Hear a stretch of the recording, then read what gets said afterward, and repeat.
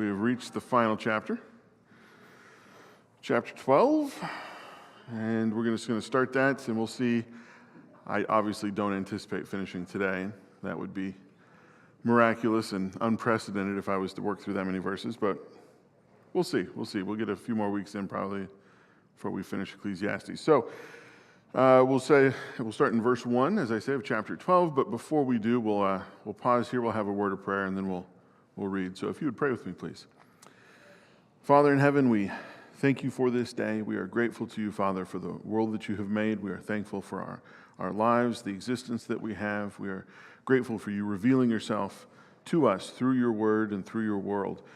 We ask that you would bless us at this time as we study from your word, that we can understand it better than we have before, that we can profit by the discussion that we have with one another, and that we can continue to lead lives in accordance with your will and to hew ever more closely to it. We ask that you would continue to watch over us and to care for us, and we thank you, Father, most of all, that you sent your Son as a sacrifice in our behalf to redeem us. And we pray these things in your Son's name. All right. As I say, chapter 12. I'm not sure exactly how far I really ought to read here to begin with.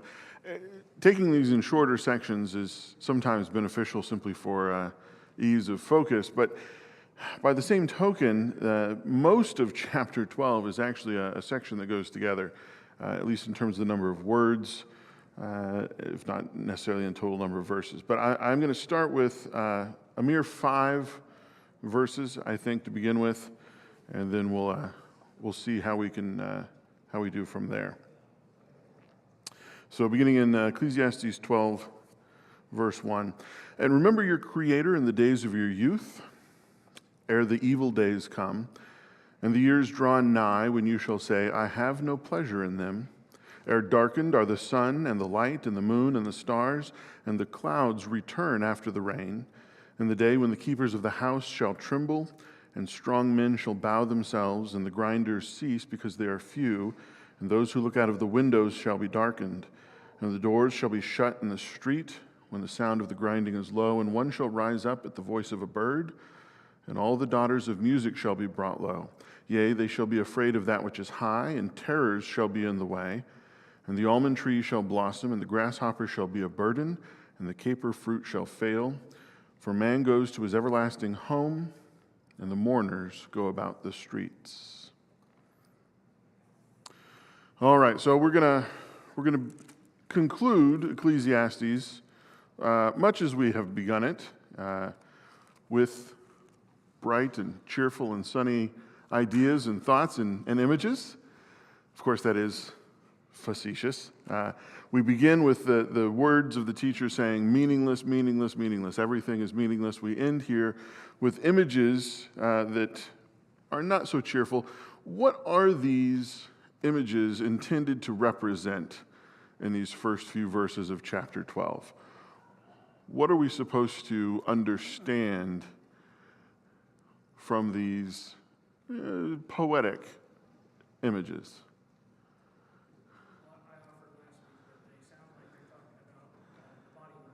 Yes, yeah, exactly. That this is the end of life. This is the body wearing out. And we have multiple iterations, or not, iterations is the wrong word, multiple facets of this that are described in various ways. So we begin, right, simply saying that we should remember the Creator in the days of our youth. So a little hopeful upswing, right, speaking of youth, but immediately there is a pivot, a contrast drawn. Before the days of trouble come, the years approach when you say, I find no pleasure in them. Life itself comes to be burdensome. So the summary of this, kind of the thesis statement in some ways of what comes next, is speaking of a time that arrives when people find their existence to be wearying, to be trouble. And so this generally speaks of the end of life, old age, though this can, of course, come with sickness or other debilitations that come earlier on, but it speaks of a time when in a person's life, and as it will come to everyone, when things are just, they seem like everything is more trouble than it's worth.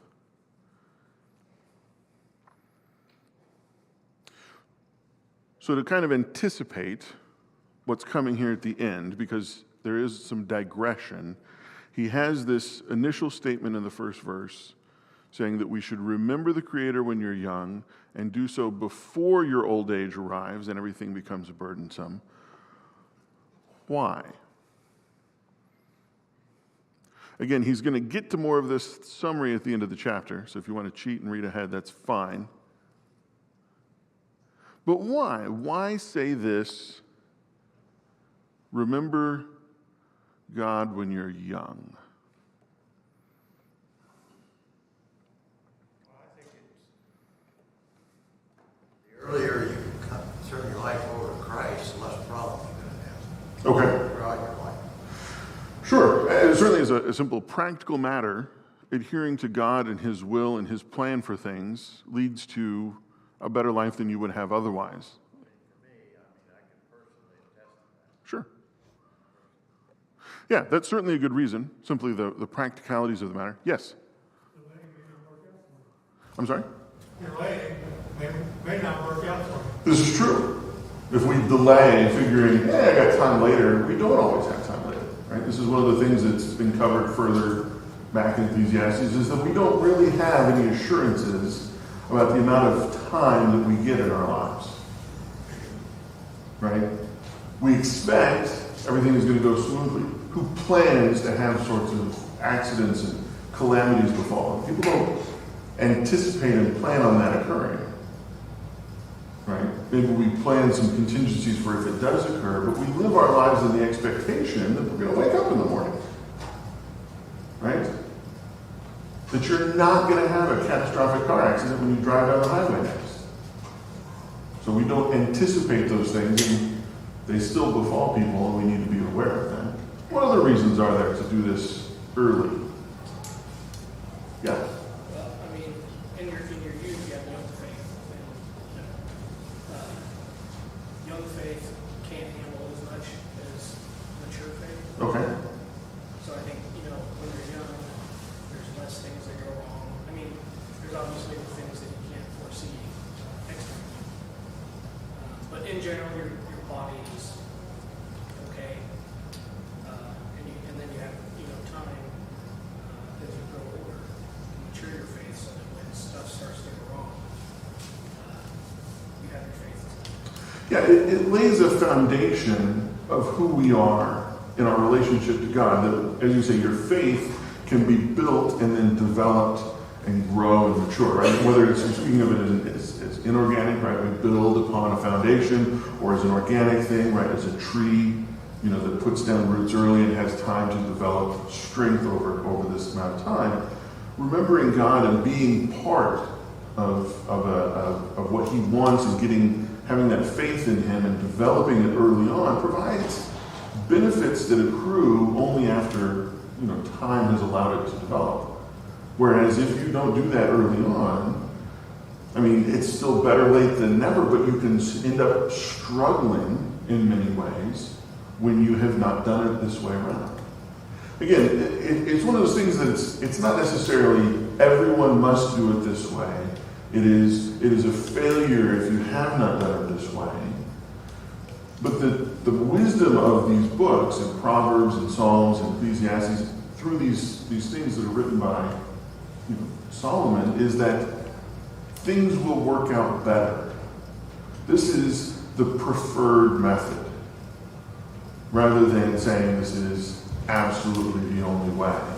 If you haven't come to faith by the time you're 30, 40, 50, well, it's too late. It's not that it's too late, but you have a completely different life. The arc of everything will be different in its shape, certainly.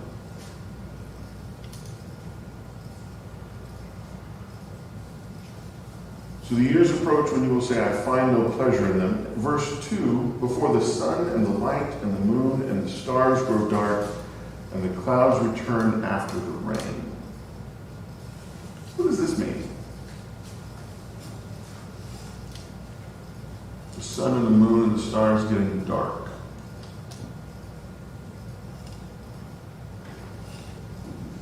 Old age, maybe? I think it is old age, yeah. I'm sorry. Latter part of our lives. I think it's speaking of something in particular, actually. There's a specific... Eyesight. Yeah, eyesight. I think it's your eyesight failing. I have begun to notice that when I read, I really need a pretty good light on. And I remember being a child and my father or mother walking into the room and saying, "How are you reading? Let me turn the light on for you." And I think, "I don't need the light on. I can see this fine. What's wrong with him?" Well, what's wrong with them is they're just older than I was, and now that's me. I walk in the room and my children are reading, and I'm like, "Let me turn the light on." And they're like, "No, I'm fine, thank you." The light dims. Our eyes grow weaker as we grow older. I mean, there are a few people that are lucky enough, Chuck Yeager comes to mind, to retain astonishing eyesight even into their very late years. But even there was diminishment. And for most of us, eventually, this sort of thing starts to go. It is a descriptive element of one of the aspects of being old. As you age, your eyesight gets worse. And it can become a burden. Yeah. But depending on the determination to continue to learn, and even if your eyesight starts to go, I mean, my aunt was 95 and she would still get the paper every morning, and she had literally 2 magnifying glasses, and she'd hold the paper clear out of here, and I mean, one word was about this big, but she was determined every morning that she was going to continue to be in the Word and to read her morning paper up until the day she passed. Oh, sure. And life may get dark, but depending on your determination and how you live your life, you can still, even when things get grim, you can still do things to glorify God. There's no question that even once your eyesight has diminished, or even entirely gone, where was he from? Borges, the famous writer from somewhere, Argentina, maybe? It was in South American. Famously, he went blind decades before he died, and he continued to both read and write. In a sense, things would have to be read to him, and he would have to dictate when he wanted to write. But he continued to write stories even after he had no eyesight at all. But it's still better to get a jump on all those things when you're young and you don't have to go through all the extra rigmarole, when you don't have to take as much effort. It makes it easier, you get more accomplished, you can more easily learn more, and it's better to, again, have that acknowledgement of the Creator, to know God and study His ways before your life gets wearisome and a burden, and even simpler things, right? Reading becomes a chore before the lights dim. Again, not to say that you can't, but you're better off if you start sooner than that.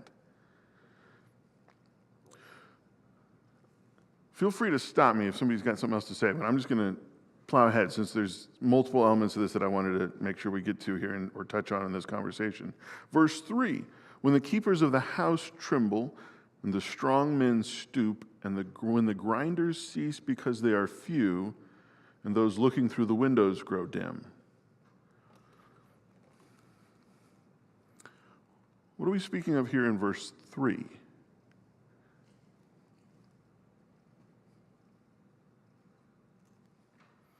Yeah? I think the keepers of the house tremble, like trembling hands. Okay. Yeah, certainly the hands trembling or something like that is... And then the strong men stoop, you like to get weak and you start, your back gets weak. Yeah, eventually your strength starts to fade too. Ultimately, ultimately it all deteriorates. And this is another element of things that, people have and kind of maybe exult or glory in these things when they are young, right? You look at people competing in the Olympics or, just any sort of professional athlete. They talk, these, by and large, they're all very young. You start getting into your 30s and they start talking about how old you are. For some things, it's even more dramatic than that. Women's gymnastics, you're in your 20s and you're old. There's a very early peak, and after that it starts to drop off. But even for the normal person, I remember my grandfather, my dad's dad, was a lumberjack. He was a big, strong guy. For most of his life, he was very, very strong. But when he got into his 90s, at the end of his life, maybe even his late 80s, it started to fade. Right? The hands begin to tremble. He's not as certain of things, and it all kind of goes along together. His eyesight started to get worse. He just wasn't the same person that he was before. It is an inevitable thing that will come to any of us if we should live long enough.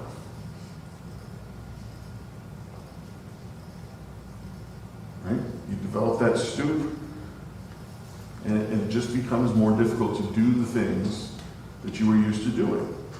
Again, sometimes it's intellectual things, it's the detailed things that require eyesight, which we talked about in verse 2, but now it can be other things. Simple manual labor type things get beyond our reach when our bodies grow infirm. All right, I'm going to pivot down to 4. When the doors to the street are closed and the sound of grinding fades, when men rise up at the sound of birds, but all their songs grow faint.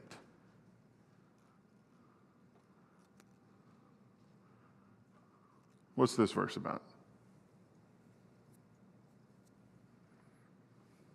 It all sounds like a continuation until you get to the next verse where it talks about fear. When you talked about trembling, I was considering more about people becoming scared of things and they start getting quieter. They start being more cautious about what they're doing so they don't draw attention to themselves. They're afraid of what's out there, so they're quieter. They're not in joy. They're not, in abandonment, going about. It reminds me of what we're doing right now, in all ways as a country or as a world. Before COVID, there was life. We were all getting going. You had plans, you had dreams, you had everything going on. And now everybody's reserved. Do I dare start a business? Do I dare go on vacation? Do I dare do any of these things? Everything becomes quieter because they're so busy in fear. Yeah, I think that there will be elements more of the fear-related, as you say, we'll get on to verse 5 here in a minute. I think this one is simply more just about hearing as well.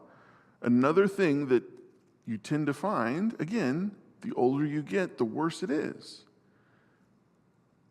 I'm in my 40s, and I'm starting to notice that I can't distinguish things as well as I used to, right?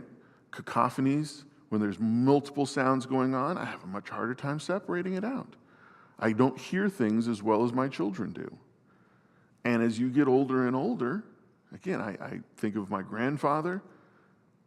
Again, at the end of his life, his hearing was really bad. He had to be really loud just to get him to understand any of what was going on. It comes to, again, everyone in some measure or degree, should you live long enough, and that all the songs grow faint of the birds. You can't hear them anymore the way that you used to. The simple things in life that you were accustomed to just being a natural everyday occurrence go away. It's an extension. Now, he could have said all of this much more quickly, right? He could have said all of what he has to say in just a couple verses, but he's stretching this out. He's stretching this out through 5 verses, through a lot of language that's very poetic. We're going to talk about 5 here in a minute, but be thinking, why? Why is he doing this? Verse 5, when men are afraid of heights and of dangers in the streets, when the almond tree blossoms, the grasshopper drags himself along, and desire no longer is stirred.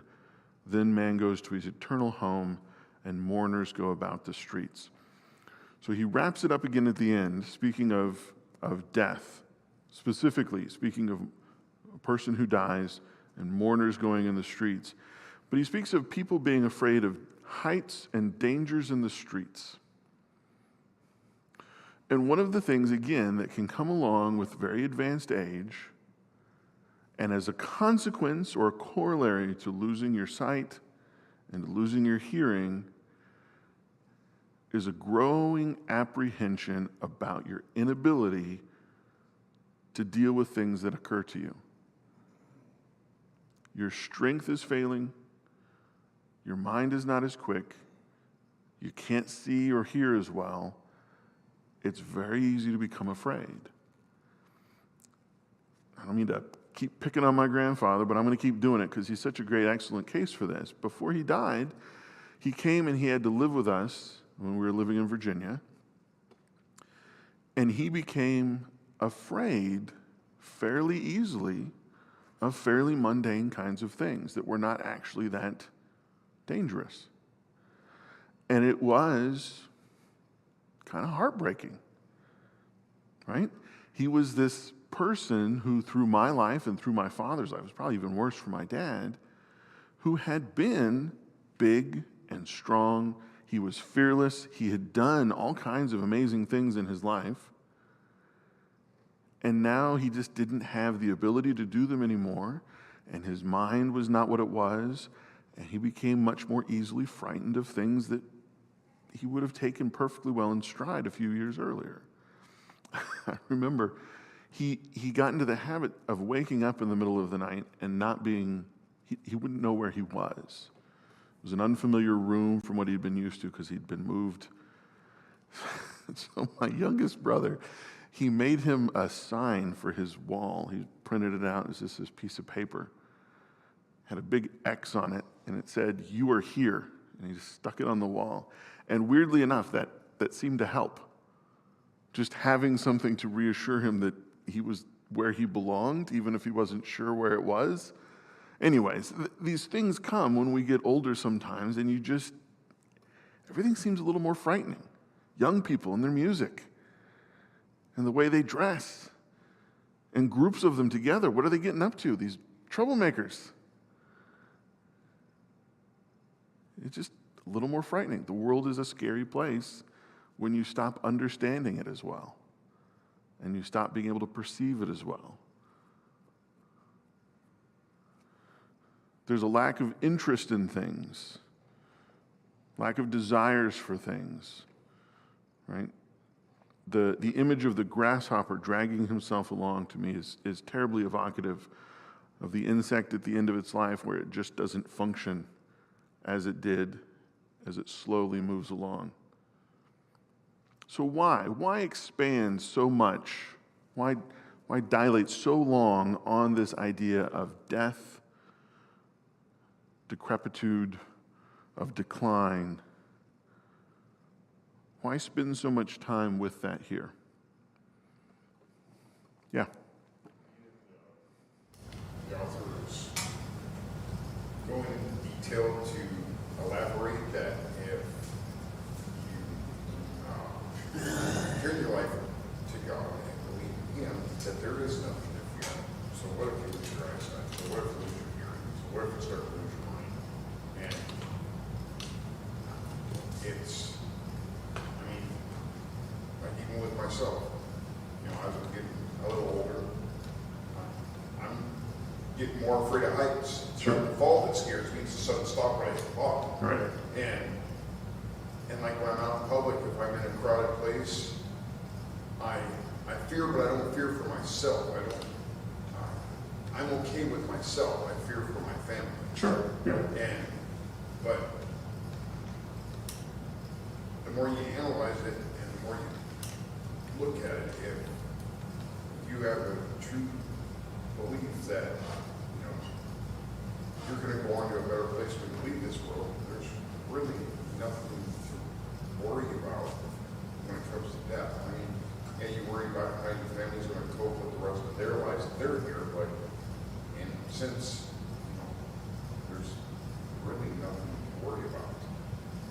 Yeah, the idea that if, again, you have turned to the Creator, you turn to God when you're young, it can alleviate a lot of the worries or concerns that you have when you're older. That's certainly the case.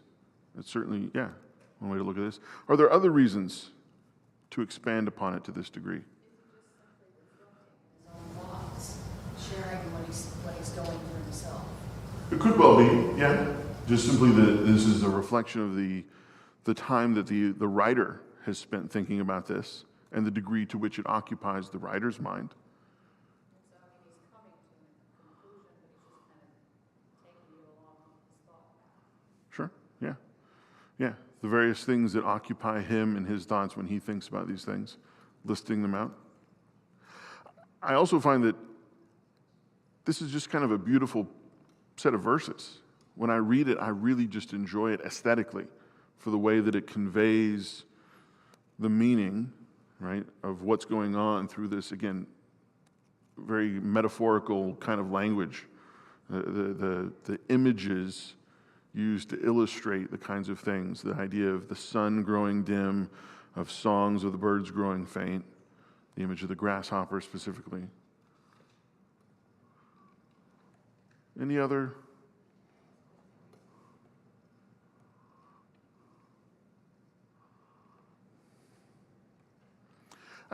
I think that it also has to do with the conclusion of the book, right? That once we have reached the end of this, there comes an end to the things that we can learn and know and change and do, right? So that at the end of the book, it becomes a good way to end his teaching about life and the meaning of it by having a firm conclusion at the end of a person's life as well.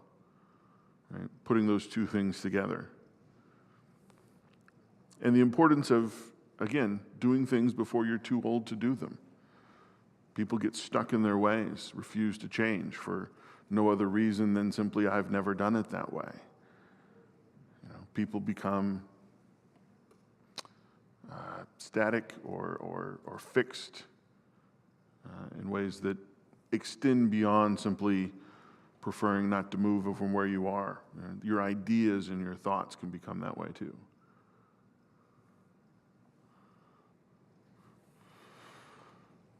All right. Those 5 verses, which is an awful lot for me. Other thoughts about this passage in general? The ideas it contains, the images. Yeah. Things have pretty well been covered, but looking at this book as one that's written for non-believers as well as believers, but maybe with a focus on the first. A big takeaway from this first group of scriptures is that if you would remember the Creator and His rules, His laws, His natural laws that govern the universe, if you could recognize that where sowing the wrong seeds leads to a lot of baggage later in your life, if you could just realize that as a young man, you could avoid an awful lot of trouble throughout your life in terms of dealing with or fixing what you screwed up before you started doing things right.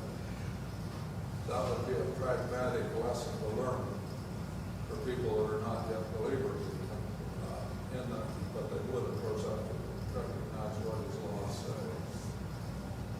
Yeah.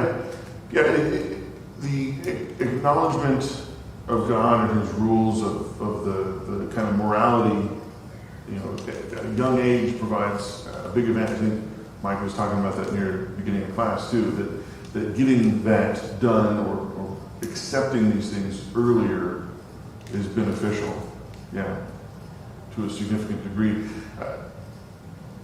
The difficulty, of course, is that a lot of the wisdom that specifically is within this book, and for someone to recognize themselves as having been, as true, sometimes requires you to have some measure of experience with the contrary, or learning these things the hard way yourself to some degree, right? That until you have sought after, say, wealth, as a way of finding fulfillment, some people are not necessarily able to recognize its inability to provide meaning until they have attempted it.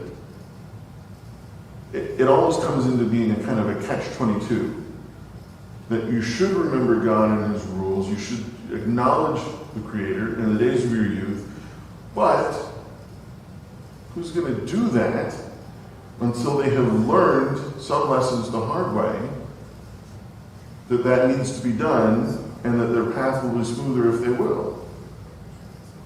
Is there a way out of that kind of vicious cycle of needing to learn things before you can learn how to avoid them, right? Of having to learn at the school of hard knocks, as it were.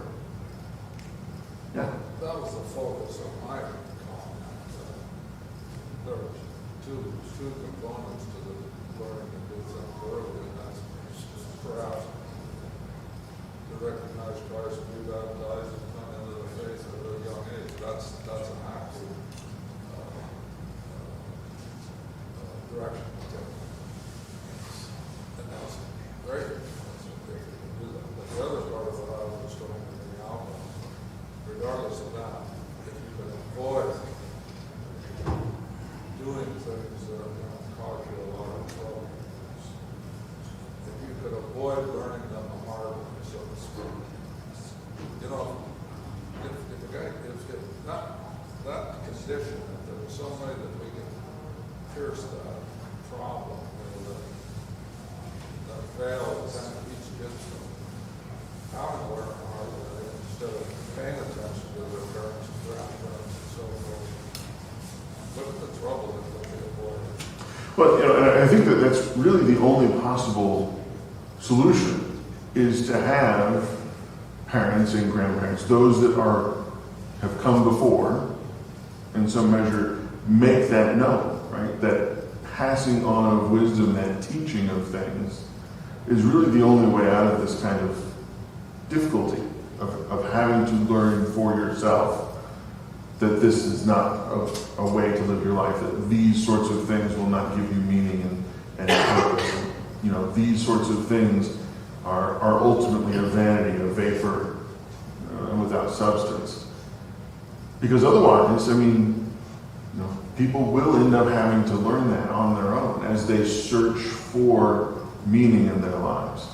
That those of us who are lucky enough to have had teachers, parents, whoever it is, to give us that information, you know, it becomes why it's so important for us to continue that chain, right? To continue to teach our children so that they can teach theirs and continue to pass that knowledge down. And this is a deeply rooted tradition within, you know, the Old Testament into the New Testament. If you go back into Deuteronomy, where it talks about the importance of teaching the law of God to your children, right? What does it say, right? You're supposed to speak to them about it when you get up in the morning, when you go to bed at night, when you're walking along the road, just everywhere that you are, in each moment, this is kind of, it's supposed to permeate your life. Right? That you bind that on your forehead, you write it on your doorpost. And again, some Jewish, you know, traditions have taken that very literally, but even literally or not literally, the idea is that it is to be so integral to your life that it permeates every aspect. Because without that, you end up with people having to learn this the hard way, that seek after these kinds of things. They chase money or pleasure or power, believing that it will give some purpose or substance to their life when it won't. It's bootless. Yeah. I think that tradition you described there was a much better observed and exercised in this land than this nation for a couple hundred years. Unfortunately, the last generation or generation and a half or two, the idea that the older, wiser wisdom was there to follow has been receding. It's been